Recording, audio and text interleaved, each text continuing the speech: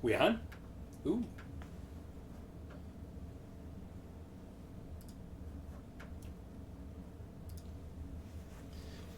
Welcome to Chris Chocolaad Live. Today we're going to talk about Jim Morrison. We came up with 10 questions to ask him based on his debut album, The Doors. The Doors. And I'm here with Great Stephen album. Alloy. Hey, how you doing? Good to be here, Chris. This is one of my favorite albums. Always has been. Still is. So where were you when you first heard this album? Well, when I first heard this album, it was when it came out. I was probably about 11 or 12, and the song "Light My Fire" was on the radio, so I knew that song, liked it, picked up this album, and just was blown away by it completely. And in fact, not the first time I heard it, but shortly after the first time I heard it, was literally first time I actually got drunk. Was listening to, I was 11 or 12. So you were 11 and 12 and you're getting drunk already? Well, yeah, I see. Where did you grow up? Well, I grew up in Illinois. You know, my dad never drank, but he had this full bar. It's like Chicago? It's south. I actually grew up in Peoria, No. Illinois. Lived in Chicago later, but we I just never pictured like Peoria being... had this full bar, you know. There we go. And so a friend of mine came over, and he was 11 or 12 also, and we listened to put on the Doors album and got drunk, and it was great. He went home and got sick, so we got caught, but I felt great, and I actually have loved the Doors ever since. So I kind of got alcohol and the Doors like at the same time, you know, the same. But again, I had already heard the Doors album, loved the Doors. I think they're I like their edginess. They were challenging musical assumptions at the time, and still, I think, just excellent. Really, there's very little they've done that I haven't liked. I mean, I like some better than others, obviously, but I like just about all their stuff. I don't have a good... I didn't get drunk to the Doors when I was 12, but the first time I heard Oh, them you should. It was great. was with this album. It was when this movie came out, and with the good Colonel there. Mm-hmm. And when I watched this, the music, I love the music, and I love the scene with the Colonel when he's out there, deep dark in the jungle, and he's just you have "This Is the End" playing, mm-hmm. and the understanding that the way you're going to defeat the enemy out here that the Colonel came up with was we're going to use tactics that we normally wouldn't use, and this is how you win. So the ends justify the means. Yeah. But with that music playing, it was just an amazing movie, and that was really my introduction to the Doors. You know, now is one of the songs off this album too. The end. It's hard to hear that song open and not picture, if you've seen this movie, not to picture the helicopters, and then when he says, "This is the end," the napalm. Love the smell of napalm in the morning. You know, yeah. Yes. Yeah, that is great. That is a great classic scene. So, if you're just joining us, we're going to come up with 10 questions to ask Jim Morrison about the Doors. And if you're joining us in replay, welcome. Mm-hmm. So, what's your first question you would want to ask Jim Morrison? This is based off the Doors debut album. So this is 1967. He is 25 years old. Right. What question would you want to ask Jim Morrison? I guess I'd want to ask, specific to the album, first question, what led you to put really two songs that the Doors didn't write? Basically, the Doors, one or another of them, or all of them, had a hand in writing almost all the songs on there. One is an old Willie Dixon blues song, and they played a lot of blues live, and they were a house band at a couple different places, and they played a lot of blues, so that made sense. But one of them is a Bertolt Brecht Kurt Weill song from the Threepenny Opera.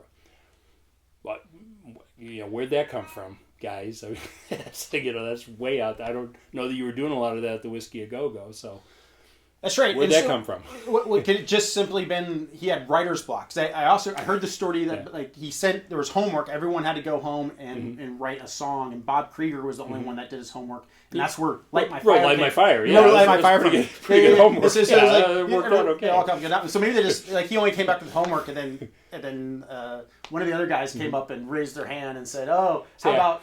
I listened to this great song. Yeah. I didn't write one, guys, but I saw this play. It's about these like Germans, and it's like dirty and they're criminals, and it's it's confusing, and I didn't really get a lot of it because it's in German. But they had this really cool song. It's something about somewhere in the South, Mississippi. That was in the homework. Oh, it's Alabama. Wait, no, it was Alabama. The homework was to write original songs. Oh. I thought it said come up with an original way to use the song that you heard somewhere. What are you talking about? Original. I said, come up with something original. Oh, okay. Well, maybe if we change the state, maybe not Moon of Alabama, make it Moon of, what else fits? Florida Panhandle. So I think that's a good question. Like, how did that song end up? Why that? Why pick that? Why pick that song up? One of my questions, and this has to do with Oliver Stone. Oliver made a movie about the Doors. Yeah. Made a movie about the Doors, and in that movie, there's kind of this idea that it's about the Doors are about higher consciousness and freedom. Mm-hmm. But when you read about like Jim Morrison's, especially in his high school and later on in college, he does all these. He's constantly driving his roommates crazy and trying to manipulate crowds. He's trying to manipulate groups of people, and then he's obstinate. There's like a story, as I recall. There's a story where he's like, I don't need electricity, so I'm not going to pay the electricity bill, or I don't need hot water, I'll just take cold showers. And then everybody else goes nuts, and no one agrees to pay for the like electric bill or whatever. And so then everything. Then there's just like no electricity for the entire apartment because. And then this is all like Jim's doing. Like he's.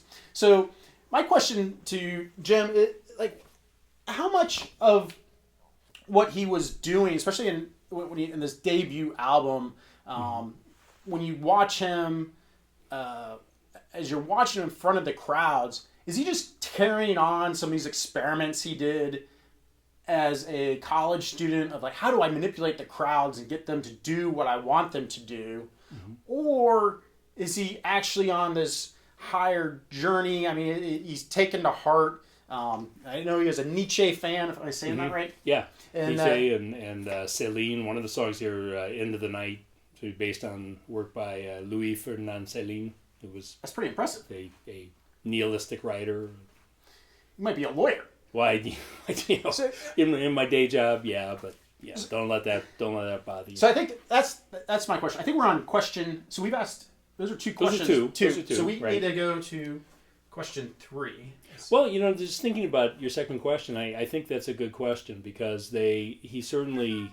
I think he was aware of higher consciousness and challenges and that, but I think I tend to think he really enjoyed the pranks. I think he did a lot of that just to do it, just because just for the shock of doing it. Well, and that I think he enjoyed that. Well, I think you got the next question. I do have the next question. I have the next question. Speaking of pranks, they famously did one episode of the Ed Sullivan Show, which, for those of you under 50, the Ed Sullivan Show was a major entertainment. I mean, if you did the Ed Sullivan Show, that meant you had arrived. You were big time. It's like big ratings Sunday night. I think I have this question too. Show.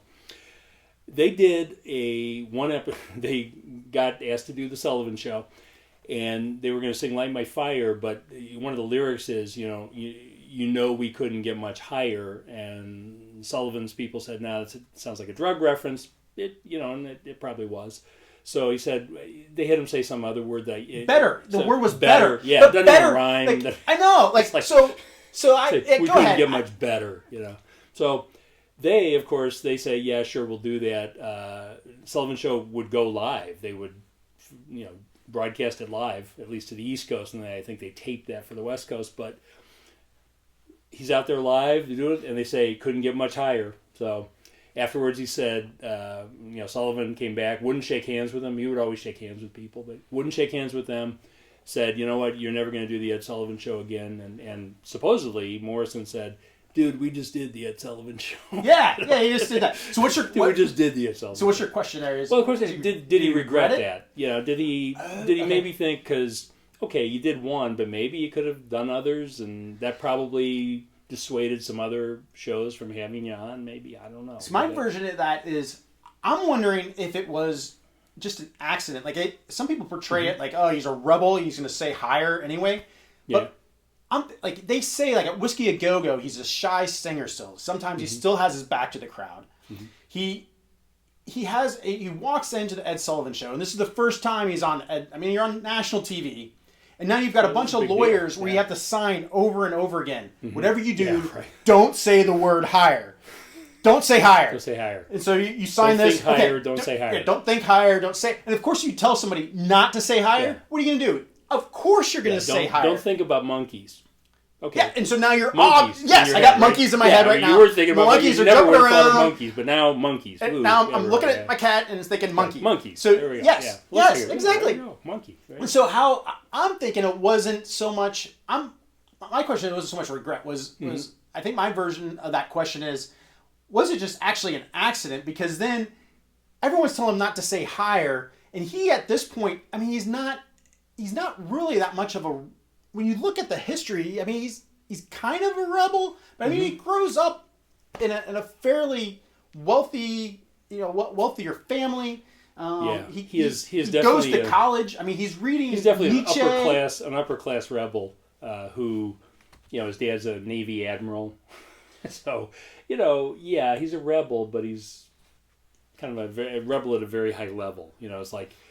Some people say, well, I'm broke. Say, yeah, but you're broke at a very high level. He was kind of a rebel at a very, so that's my question. Level. So I think my question, so you're saying you regret it. I think my version of that question would be, did you just, so many people told you not to say higher, that's the only thing that you could say. All you could think of was higher. Higher, and because he's so nervous. He's nervous at Whisky A Go Go. Why wouldn't he be nervous when he's on the Ed Sullivan Show? Yeah. And so, of course, he just sings the song that he knows. So that's where that was kind of my version of the question. That could be because my understanding is, he wrote poetry and wrote books and things, and he spent a lot of time alone. So he was not the flashy exhibitionist, no pun intended, that a lot of people might think he was. He was probably pretty introverted. Yeah, I think you're right. So that was my question, just kind of delve a little bit deeper in there. Which this leads me into a question about his family that he writes. He writes that his family's dead in this debut album. And they were not, in fact. No, and his dad. So he No, they weren't. They outlived him by a long time, in fact. Yes. Like to say, his sister's still alive. So. And so in some biographies, they write that he had this tough childhood. His admiral dad would dress him down. And when you read into it a little bit harder, the way they define dressing down is they made the child realize what he had done wrong. And so, maybe we could go there a little bit, but it's like his dad's an admiral, graduates from U.S. Naval Academy in 1941, and his first assignment's Pearl Harbor. He then is an aviator, and he's flying around the Pacific. So, the fighting in the Pacific was incredibly tough. Yeah, Navy flying in the Pacific, it was... as they were fighting against the Japanese. Yeah. And so, I'm sure his dad was gone a lot. I'm sure his mom was tough as a Navy wife that was responsible for other families while they're on base. But I just don't... His childhood may not have been really I don't know how tough that childhood was. Yeah, I don't think it was. I seriously doubt that he was deprived of much. But there's a story of his dad. So later there's this letter his dad writes. This is in the future. We go to the future, and fast forward 20 years. Yeah. Well, not 20 years. He doesn't live that long. He dies 2 years later. So okay. So fast forward 2 years. 2 years. So he dies in 1971, right? Is that 1971? I knew there was a 2 in it. Yeah, he dies in 71. But a few years later, he's at Miami, and he has the incident where his schlingading is out, or allegedly out. But his dad writes a letter into him, and in the letter, his dad acknowledges that he told Jim, back when this album came out, he wasn't a good singer and he should give it up because it was just horrible. And so I wonder if that's not the real reason that he said the family's dead. Could you imagine that phone call? Oh, yeah. Hey, Dad, you got the album I sent, right? Yeah, son, a friend actually had me look at that album, and I need to talk to you about some of your friends. Killer stuff, isn't it? Yeah. That's one way. That's one way to put it, son. I don't think your friends may be who they are, who you think they are. Wow, that's heavy, man. Yeah, Man, real it's heavy. man. You remember how we used to sing around the piano? Oh yeah. Who always did the singing? I did. I did. Yes. I was gonna say you. Yeah. Yeah, Right. and remember we used to always, we let you hum some. Yeah. I mean, I was learning, but I think I got it now. So I'd listen to that music. It's horrible. Oh wait. You need to give this up. Oh wait, I sent you Jefferson Airplane, didn't I? Sorry, man. No, this is definitely you. Oh. This is definitely you on the cover. Oh really? Son. Jorma Kaukonen kind of looks like me. The U.S. Could be him. Yeah. It's time for you to get a job. It is time for you to look at, son. I called the recruiter today. They are waiting for you at the recruiting office. Recruiter? Oh, you mean like come the Navy with you?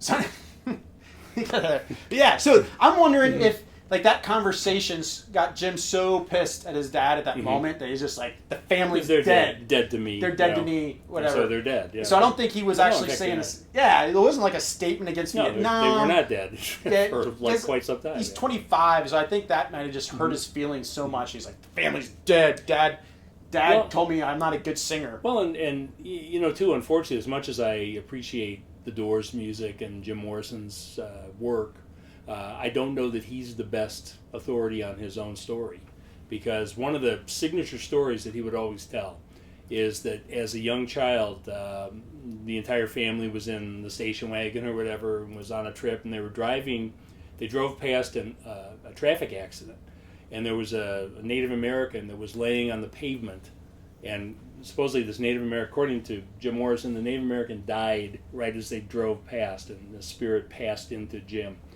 Well, Jim's dad said really that he had no memory of that ever happening. His sister said, well, yeah, I kind of remember that we drove past an accident, but nobody was laying on the ground dead. They were just standing around talking. It was like a fender bender. They were standing, talking to each other, and we drove kind of slowly past, but that was it. That was the whole thing. So he may not be the most Jim was like reliable. Yeah, I think Jim maybe was like Oliver Stone a little bit, where a little bit, yeah.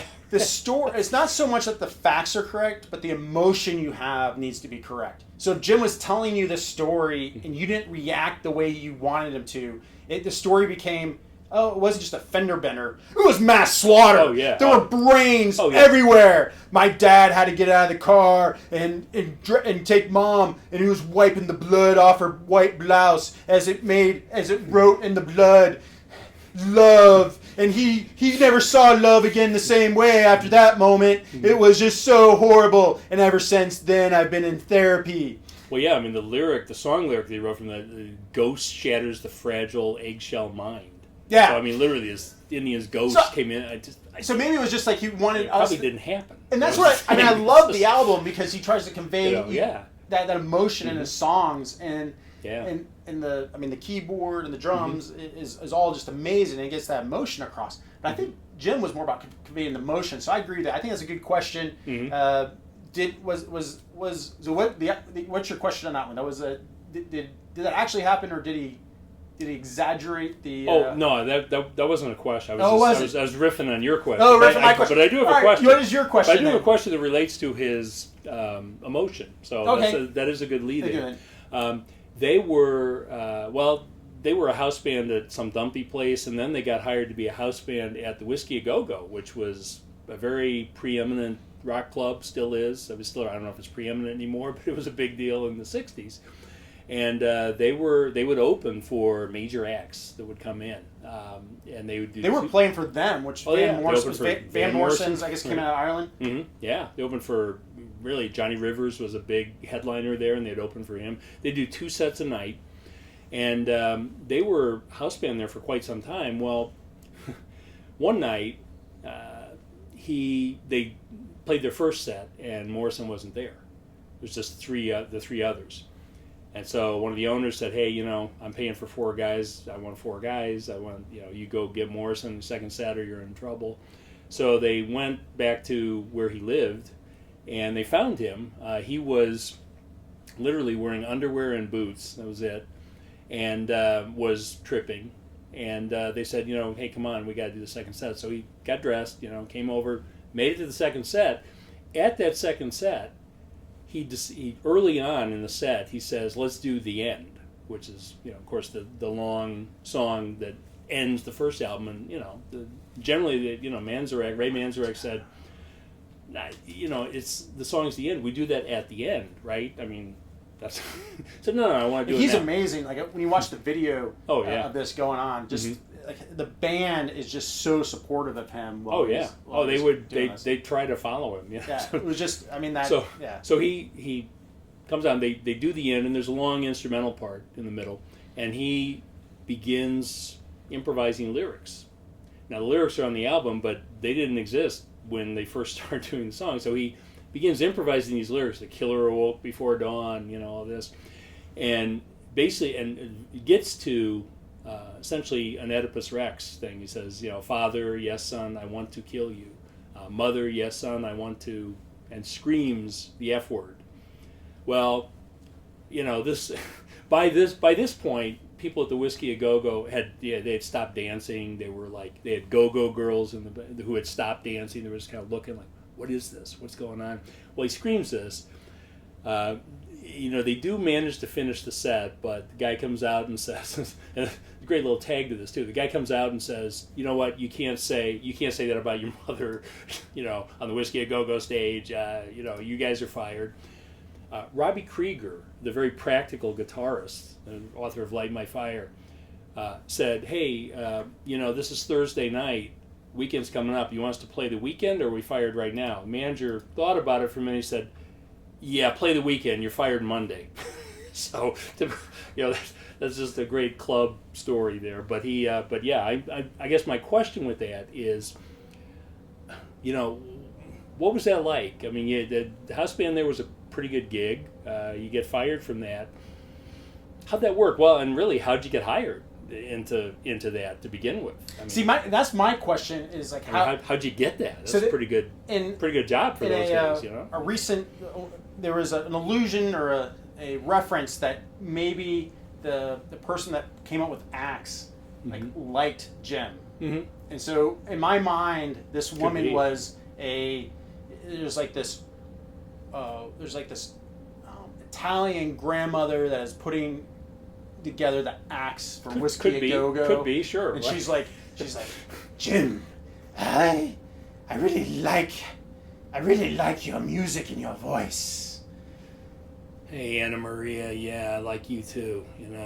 Oh, Jim, you're a little old for me, but Oh, but your music it penetrates me in ways I just never felt before. What do you think about opening for them? I'm going to use that word, penetrate. I'm going to write that down. Jim, I never expected this to go so well. I thought you were repulsed by me. No.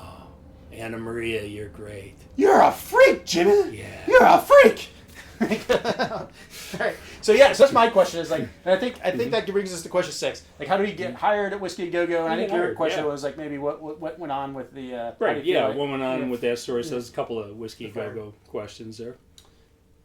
Well, so I guess that's 6 and 7. We're back to me for a question. I have. I guess question 6. I have a couple questions, which is good because we're only at 6. But one that I could throw out now, you got to wonder, had he lived, had he not died in 1971, which is still like 27 years old, right? Had he lived, and you look at every rock group. Some rock groups, like Rolling Stones, still performing, still touring. Some stopped touring, essentially retired, but then had revivals, got back together, had a revival tour. Let's say that circa 2010, because Ray Manzarek would have been still alive. Let's say circa 2010, there's a Doors revival, and they're all still alive. What would that have looked like? Would they have been edgy? would they have been kind of are they chunky middle-aged guys? Like I mean, what would they? Yeah, what would they have been? Would they have been like the Stones, kind of moving slow? I think it depends if he. I mean, that's a good question. I think that's a good question to ask. You can imagine that going a couple different ways. Yeah. Like if Paris hadn't gone down, would Pamela have gotten him into yoga or something, and he started exercising, right? Or would have he continued down the? Or you could see him too. Jumping on stage to do to the riff in Backdoor Man and like dislocating his hip or something as an old guy too. I mean, I don't want to imagine see that happening too. Yeah. That's good. I think that brings us to question 7. Let's see. Oh, okay. Question 7. So, on that note, I found there's an article that was an abnormal psychology. Mm-hmm. Abnormal. Yes, abnormal. I think one day the DSM is going to come out and say you can't call it abnormal psychology anymore. So let's call it like different psychology. But I digress. But go ahead. Have you ever been diagnosed, Stephen, with abnormal psychology? I can't talk about that. I'm sworn. It's a state secret. And I certainly can't talk on a streaming video. Well, so my question on it, so they analyze, so the question is, did the alcohol, drugs, and LSD, certainly the music has, you can call it psych, it has 3 characteristics that match up with psych music. Yeah. It would definitely fit that genre. Mm-hmm. But did it really help them be creative? And in this Journal of Abnormal Psychology, I'm going to question Jim Morrison. Is, how much did this really help you be creative? This Journal of Abnormal Psychology, their conclusion was what really helped him be creative was his bandmates, and the alcohol and LSD, while certainly gave a perception of being anti-society or being counterculture, actually wasn't when you especially heavy use of it. Like, did not give him creativity. I would agree with that. I would say it probably even got in his way. Probably made him less creative.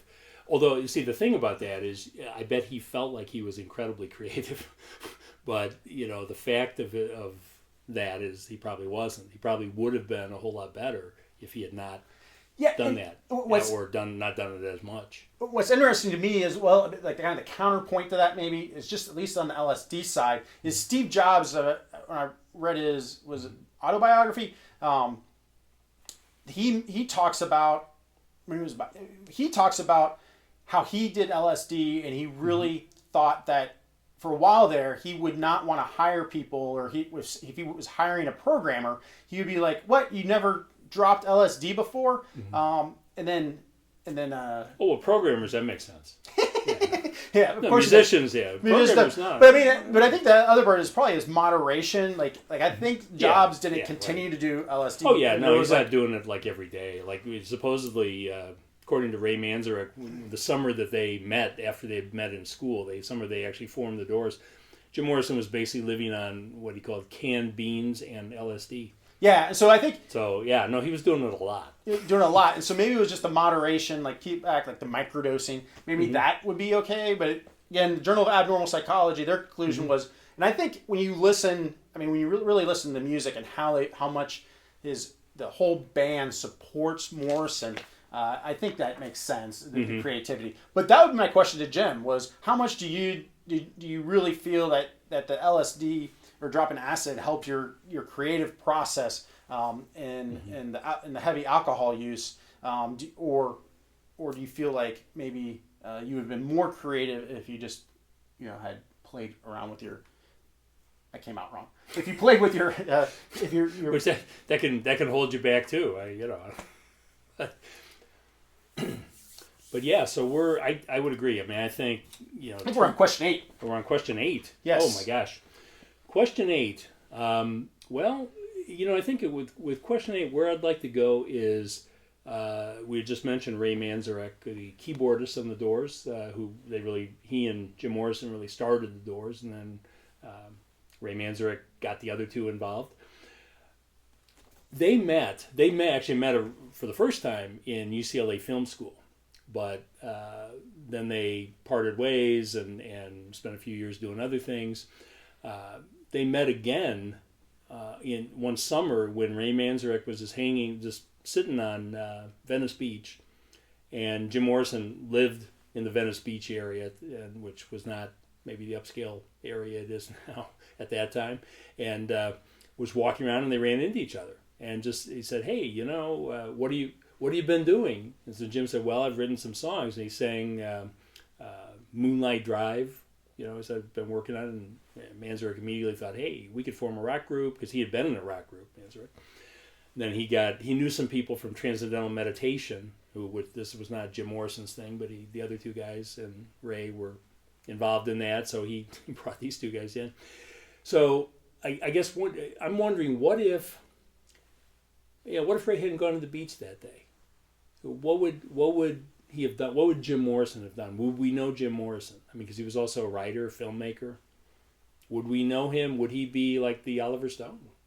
Yeah, I know he was trying to finance films. Yeah, he was trying to use some of his money to finance films. Mm-hmm. And as he gets 2 years later after this album comes out, mm-hmm.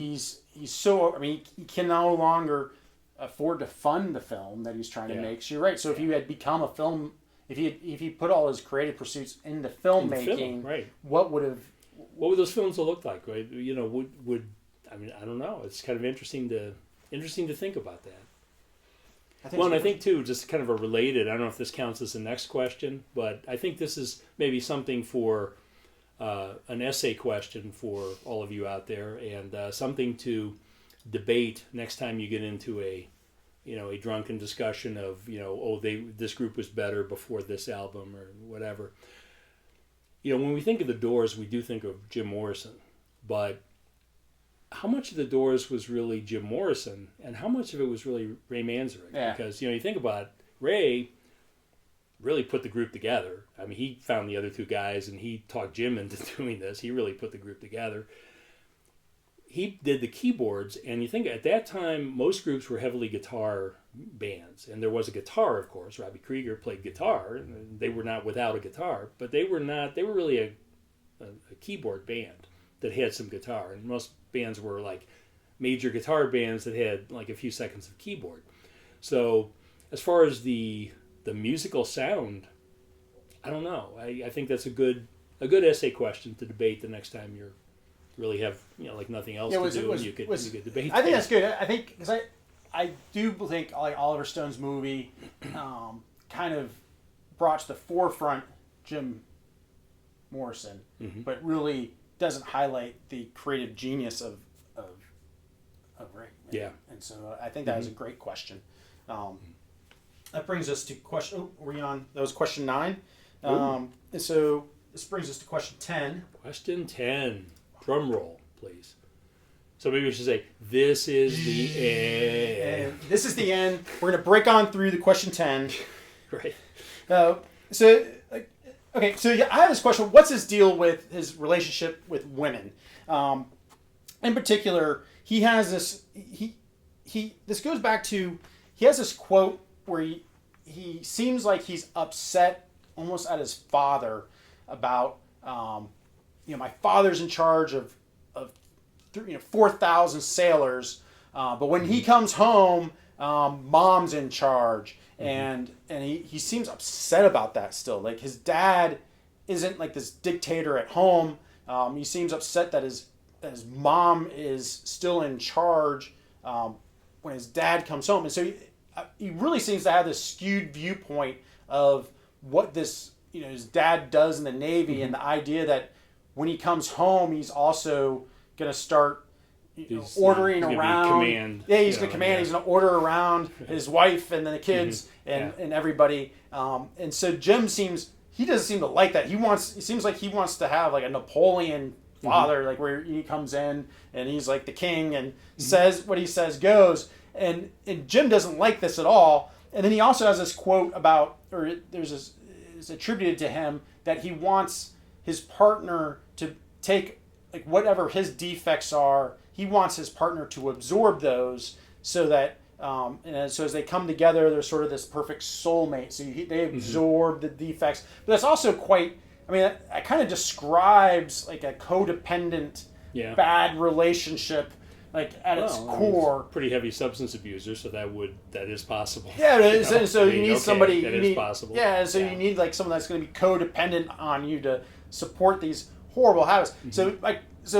My question is, what's your deal? What really? Because there's another viewpoint of him of being this romantic, this romantic at 25. But some of his quotes and the way he kind of talks about his mom's relationship with his father got me a little bit questioning of, did Jim really have some like fundamental issues of dealing with women that went like and so that's kind of my question. He may have, he did have, basically a very long-term relationship with major digressions, but he had essentially a kind of a long-term base relationship with Pamela. Wasn't it? So yeah, and so there was that. Yeah, and so but it was just kind of, and it went into as he's writing his music and how he views the world and relationships, because as part of it is the idea that he's a shaman of knowledge, but the more I read about him, is he shaman or is he just really sham man? Yeah, he's like highly educated. He comes out of college. He really knows his poets. He knows his philosophers, and so he's really smart dude. And so he takes this Louis Ferdinand Céline, Yes, exactly. Yeah. And so he's there able to do. And is that which is less shaman as more of marketeer / he's able to take his knowledge and control crowds with it, which is different than being the shaman. And that kind of got into my question about his. I don't exactly. That's more the performer versus the the magician, the inspiration, whatever. And he. I still love his music. Yeah, he was definitely a performer. I still love the music. Oh, yeah. I just think not to take away from that at all. I just think after digging in a little bit, I had a very different viewpoint from the Oliver Stone film, like documentary, than maybe I had before I came up with these 10 questions. So that's question 10. So we did it. We came up with 10 questions. Wow. It sounded hard at first, but it wasn't. Well, actually it was, but it didn't look hard. But maybe it did look hard. And if you like this, be sure to give us a thumbs up and subscribe, and stand by. We'll do another video. And please leave us a note in the comments what questions you would want to ask Jim Morrison. Yeah, or your favorite Doors songs. Or your favorite Doors songs.